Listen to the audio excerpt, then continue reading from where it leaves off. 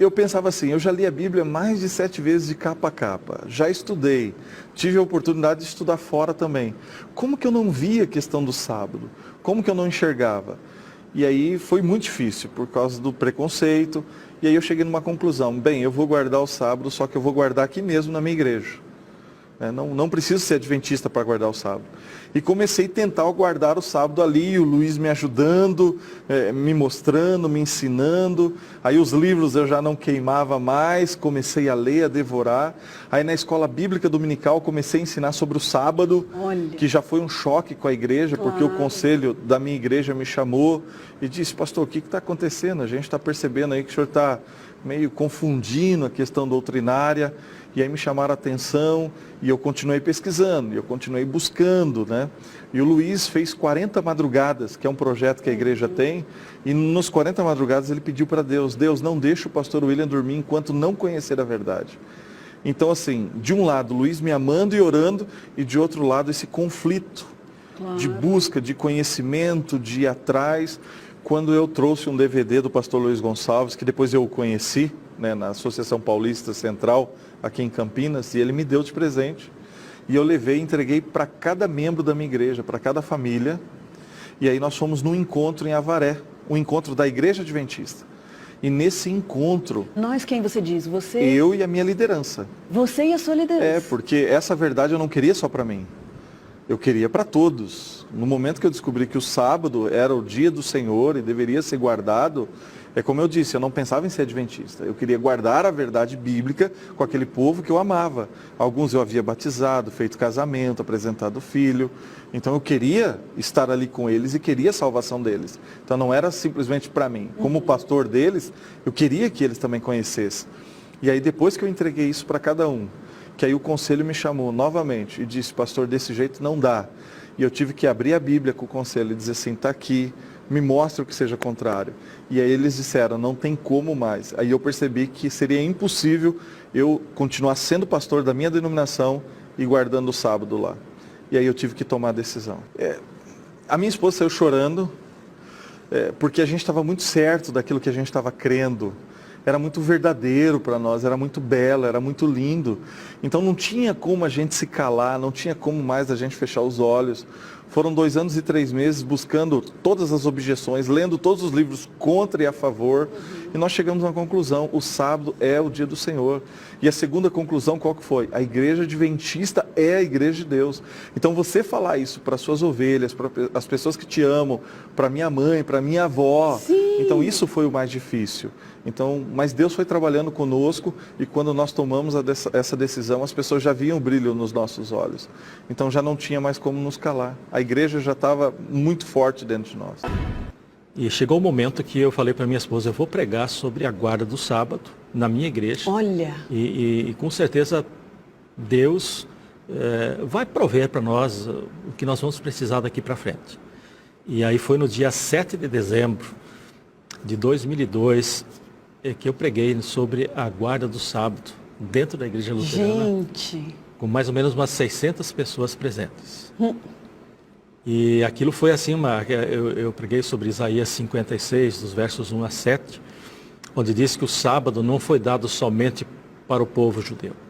O sábado foi dado para todos os povos, línguas, nações. E eu preguei sobre isso.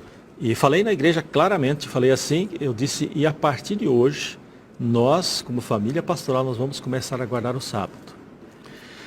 Aquele sermão daquela noite foi assim uma decisão realmente de uma nova caminhada. Nós, naquela noite, sentimos que a gente estava tomando um outro rumo. Que realmente não teria mais como continuar ali se não pudéssemos continuar pregando o que está na palavra de Deus, né? Esse pessoal, logo que eu preguei sobre isso, eles levaram ao conhecimento do pastor presidente sinodal. Nós, adventistas, pastor presidente de uma associação. Lá é pastor presidente sinodal. É mais ou menos uma estruturação parecida. Levaram ao conhecimento dele, mas como era final de ano, o pastor disse assim, e eles gostavam muito de nós, da nossa família, ele disse assim, não, deixa o pastor Brandt tirar suas férias, agora em dezembro, volta em janeiro, se organiza. E no mês de março acontece o concílio de pastores. E naquele concílio de pastores, Na chegada, o pastor presidente me chamou de lado um pouquinho e disse assim: pastor Brandt, nós precisamos conversar um pouquinho antes do início das nossas reuniões do concílio. Preciso esclarecer algumas coisinhas contigo. Foi então que a gente saiu para uma conversa. E aí o pastor me disse assim: pastor, da sua paróquia me vêm algumas reclamações. A sua forma de batizar mudou, você está fazendo diferente. E além disso, ele disse assim: pastor, você pregou que o verdadeiro dia de guarda é o sábado e não o domingo. E aí ele me disse assim: você sabe que essa não é a doutrina luterana. Eu fiquei assim em silêncio um pouquinho. Eu disse: pastor, eu sei que não é a doutrina luterana. Mas, pastor, na Bíblia somente fala do sábado como dia do Senhor e como mandamento do Senhor. E em nenhum lugar diz que esse dia foi mudado. Aí ele me disse assim, ele disse: tudo bem. Nós estamos propondo para você que você se retrate, que você volte atrás. Nós gostamos de você, gostamos da família. E a gente gostaria que você se retratasse, voltasse atrás, que você voltasse para a sua igreja e que dissesse para a sua igreja que você estava equivocado. Olha. Se você leu um livro e esse livro bagunçou a sua cabeça, mas que você vai deixar tudo isso de lado e vai continuar sendo o pastor que você sempre foi. Foi aí então que eu falei para ele, eu disse: pastor, eu acho difícil. Eu hoje diria para ti assim, ó, que eu não vou me retratar. Olha. Porque estou convicto dessas verdades. Porque não são ensinamentos de uma igreja, mas são verdades bíblicas.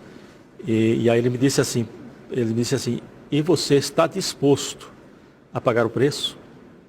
Você está disposto a pagar o preço contigo, com sua esposa, com seus filhos? E quando ele disse: você está disposto a pagar o preço, a gente sabia do que ele estava se referindo. Né? Eu disse: pastor, eu estou disposto. E eu disse assim: se o Senhor esteve conosco até agora, se Deus nos abençoou até agora, eu acredito que Deus não vai nos abandonar, porque nós queremos agregar conhecimentos maiores e realmente fazer o que Deus nos manda na sua palavra. E aí ele me disse assim: tudo bem, está nas suas mãos. Porque até então eu pregava o contexto que eu conhecia. E aí eu me deparei com outras verdades que até então não tinham sido reveladas para mim. E eu me vi nessa obrigação: peraí, eu não posso segurar isso só para mim. Eu tenho que compartilhar. E isso fervia dentro do meu coração. Olha. E aí eu comecei a compartilhar com a congregação local, né, com o qual eu era responsável na ocasião. Comecei a compartilhar algumas verdades, como também os mandamentos de Deus, que até então eu tinha aprendido que tinham sido abolidos. Olha. Os 10 mandamentos. Eu tinha aprendido que Jesus tinha inaugurado a dispensação da graça, que é uma teologia dispensacionalista, né? Então, dentro desse contexto, eu entrei em choque. Eu falei: peraí, não, a graça ela sempre existiu, desde o princípio. Senão Adão e Eva, eles teriam morrido no ato do pecado, né? Então, eu me deparei com essas verdades e me senti na obrigação de compartilhar com as ovelhas. E até então comecei a compartilhar. Eu lembro exatamente, foi num domingo, porque o culto principal era no domingo. Então eu levei as verdades sobre os mandamentos de Deus. Os 5 pilares da verdade, né? Os mandamentos de Deus compõem um deles. Quando eu preguei sobre os 10 mandamentos, foi um choque. Porque eu contextualizei e no final eu expliquei para a congregação que eles teriam que obedecer os 10 mandamentos. Todos os mandamentos, não só 9, não só 8, mas todos os 10 que continham, por exemplo, em Êxodo capítulo 20. Então, esse foi praticamente a última pregação que eu tive naquela congregação. Mas a reação que veio por parte dos membros ou os seus líderes também já estavam sabendo? Então, a reação partiu da liderança da igreja, né? Os membros tiveram uma reação, mas não foi tão expressiva. Os membros reagiram de forma até mais acolhedora àquela mensagem. Agora a liderança já não. A liderança já me procurou, queria que eu me retratasse, né? Então eles chegaram até mim e falaram assim: então, Marcelo, quer dizer que você está pregando sobre os 10 mandamentos? E citaram até de uma forma, né, de chacota. Não, você está tendo estudo bíblico para entender isso aí? Por que você está pregando essas coisas? Aí eu entendi, não, eu entendi na Bíblia que é verdade, e os mandamentos estão a vigor. Até então eu até citei, por exemplo, Apocalipse capítulo 11, versículo 19, que João, ele viu no céu o santuário, e abriu-se o céu e foi vista a Arca da Aliança. E o que tinha dentro da Arca da Aliança? Os 10 mandamentos. Então eu tive essa visão, compartilhei com a liderança e expliquei, não, os mandamentos estão em vigor. Estão em vigor e tem que ser obedecido. Você teve essa força de presença? Sim. Ali? E aí eu fui barrado, né? Eu fui pressionado. Ó, ou você se retrata ou nós vamos ser obrigados a desligar você. Mas eu já tinha tomado uma decisão. Você tomou a sua decisão definitiva? Então foi numa abordagem da liderança, né? A liderança me abordou e falou, Marcelo, ó, ou você tem que decidir. A liderança da outra denominação, qual eu pertencia, falou assim, Marcelo, você tem que decidir, porque pregando isso aí você não pode mais. Nós não queremos nos ver sem você, porque, querendo ou não, eu exerci uma boa liderança, não trazia problemas, né? Então eu cheguei num ponto que, dentro da Escritura Sagrada, eu me deparei com um verso. Apocalipse 18, verso 4. Porque estava uma verdadeira confusão na minha vida, né? Uma confusão religiosa, uma confusão de pensamentos, uma confusão total.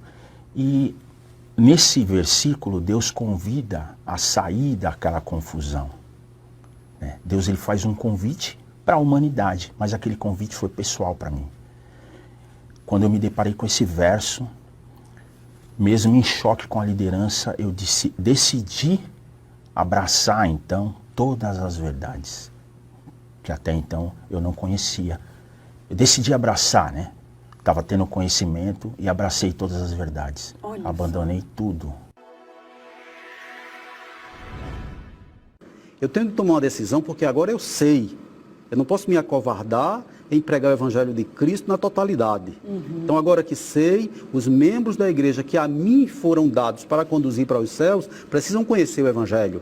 Puxa, Então, o que é que eu faço? Vou na Associação Pernambucana, vou nas casas publicadoras e compro revistas, compro livros e começo a distribuir com os membros da igreja para que eles conheçam. Estabeleço na igreja a escola bíblica, eu trago as revistas da escola sabatina para tratar do assunto. Olha. Estabeleço na igreja a semana, as semanas que a igreja adventista aplicava, eu também aplicava na igreja.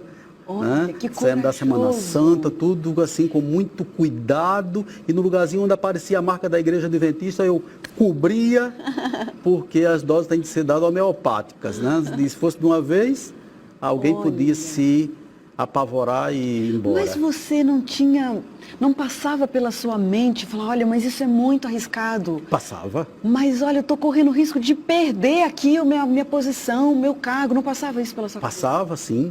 Mas eu ia E você com... não se amedrontava? Um pouco, porque na época eu me sentia como um Lutero da vida, porque eu não queria nem abrir outra igreja, nem sair da igreja. Eu queria que a igreja, ao menos a igreja local, atentasse para a necessidade de obedecer a palavra de Deus. E você sentiu que alguns corações ali se abriram? Senti, né? Mas recuavam a partir do momento que outras pessoas, ou a maioria, chegavam e diziam, olhe, o pastor Gildo nessa quarta está dando o estudo de Daniel, não entrem. Ai, ai, ai. Porque o que ele está ensinando é da igreja adventista. Começou não a acontecer entra, isso. né? Começa a acontecer, começa a recuar para a escola sabatina, que na verdade não era sabatina, só a revista, né? Mas era a escola dominical, mas a revista era da escola sabatina. Começaram a não querer mais contribuir com nada, né? Ou com tudo. Puxa. Recuo total. Mas deve ser difícil, né, Gildo, você ser um líder que de repente começa a entender uma certa rejeição, uma desaprovação por parte dos seus liderados? Muito. Tinha hora que eu procurava dizer assim, Senhor, eu não estou aguentando mais. Eu não estou aguentando mais, Senhor, porque a carga está pesada, o povo não quer, eu não sei o que fazer, Senhor. Eu estou me sentindo um Josué, que o povo ficou todo desarrumado, porque servir ao mundo parecia ser melhor. E eu dizia assim, as coisas estão se repetindo durante a jornada do povo de Deus quando sai do Egito.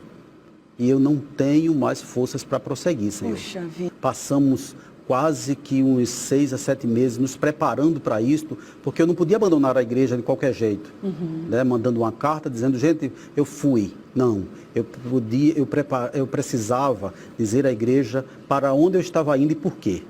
Então oramos, eu e minha esposa oramos, e um determinado dia minha esposa teve um insight, disse, filho, eu já tenho a forma para a gente avisar para a igreja. Porque até então ninguém sabia que eu ia sair. Muitos, inclusive, me aconselhavam. Pastor, vai embora, pastor, o senhor está sofrendo muito. Não fique aqui. Foi um período difícil. Um período difícil. Não fique aqui tentando morrer ou puxar a igreja. Vá para a igreja adventista. Me convidaram para a regional para perguntar por que é que eu estava adotando na igreja a revista da igreja adventista. E aí eu fui prático com eles, disse, porque nós não temos uma revista de qualidade, porque a revista da Igreja Adventista, eu entendo que é uma revista que tem qualidade, e eu como educador, eu podia aplicar ou trabalhar com o jornal do dia, sem que as pessoas fossem para outro caminho. E assim eu fiz. Então, dia 4 de dezembro, ele estava lá para celebrar a ceia, celebrou a ceia, já havia ido na igreja outras vezes para me colocar em disciplina por conta das pregações, porque tinha algumas palavras na igreja que eu não podia falar mais. Eu não podia falar mais sexta-feira, porque já ficavam todos atentos e ele já vai falar do sábado. Eu não podia falar do domingo, ele vai voltar para o sábado. Ai. Eu não podia falar sobre santuário, eu não podia falar sobre nada que a igreja adventista, à luz da Bíblia, prega para esclarecimento e preparar o povo para chegar nos céus. Você foi ficando numa situação difícil. Muito difícil. Foram me cercando. Pouco a pouco foram me cercando. Alguns de uma forma diretas, outras de uma forma indireta, mas foram me cercando. Desde alguns membros da igreja a alguns pastores na igreja, né?